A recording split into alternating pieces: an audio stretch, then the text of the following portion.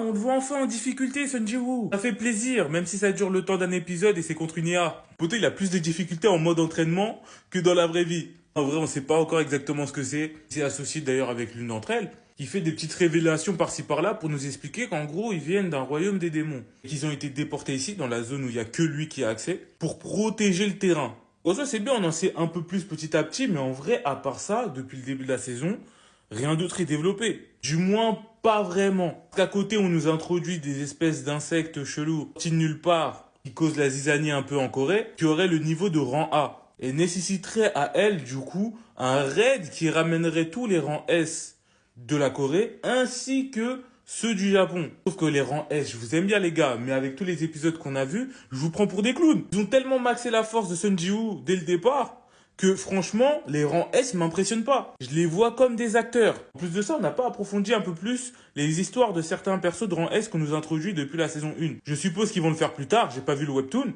Et j'ai pas envie d'être spoilé là-dessus. Mais pour l'instant, c'est un peu vide. Ils sont là, ils veulent faire le charisme, le flow, mais on sait déjà que vous êtes plus faible que le perso principal. Le pire, c'est que là, vous avez besoin de réunir plusieurs rangs S pour affronter ces insectes. Alors que le mec là, lui tout seul peut invoquer une armée, il peut s'en débarrasser. Donc oui, l'épisode est stylé, bien animé, le combat banger. Mais là, pour l'instant, je trouve qu'on tourne en rond dans l'histoire. Ce qui faisait la qualité de Solo Leveling est petit à petit en train de faire son défaut. C'est-à-dire la puissance du personnage principal. J'espère vraiment que d'autres histoires vont arriver très vite pour pouvoir concurrencer Sun Ji-woo en termes de puissance et en termes de background, en termes de développement. Parce que là, le manga, il tient juste que grâce à lui. Si on était à la première saison encore, ça irait. Mais là, on est à la saison 2 déjà.